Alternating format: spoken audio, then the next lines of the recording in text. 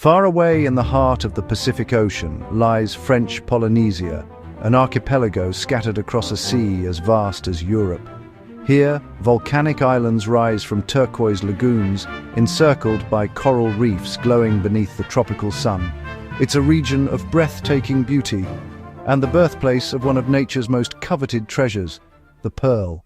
On the remote atoll of Manihai, some 500 kilometers from Tahiti, pearl farming as we know it began in 1968. From that single beginning, more than 400 farms now operate across Polynesia, continuing a delicate practice that unites science, tradition, and patience.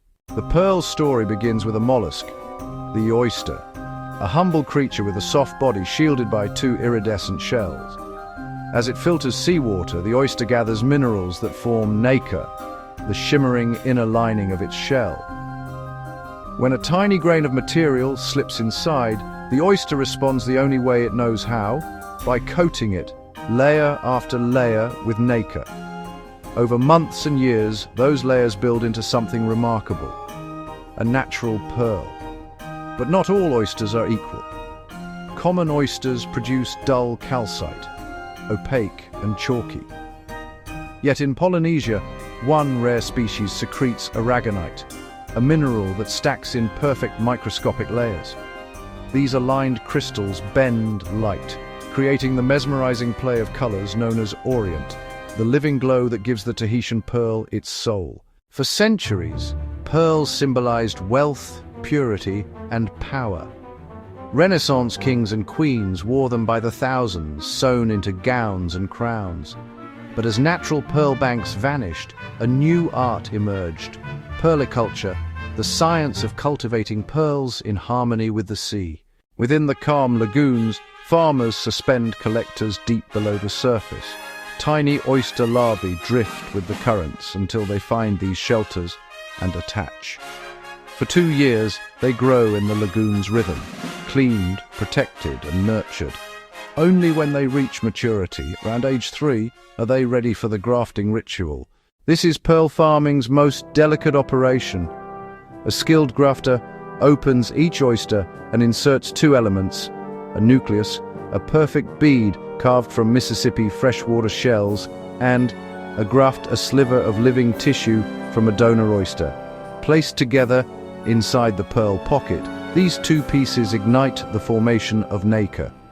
For the next 18 months, the oyster works in silence.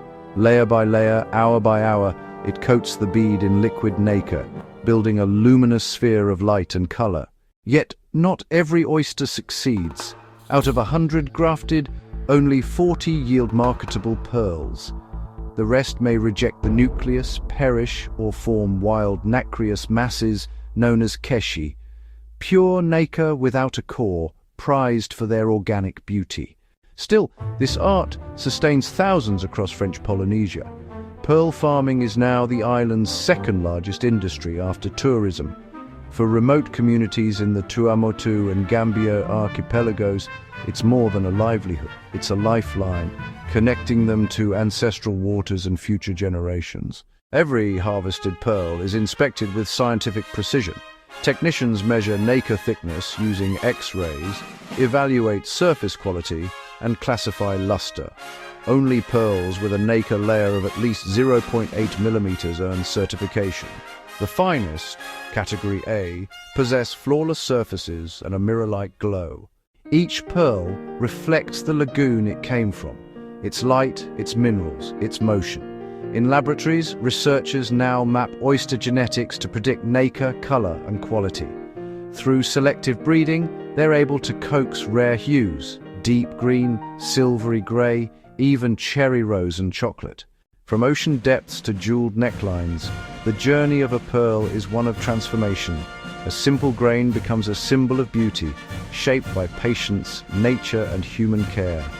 And in every shimmering surface lies a reminder: greatness often begins unseen, in the quiet work beneath the waves.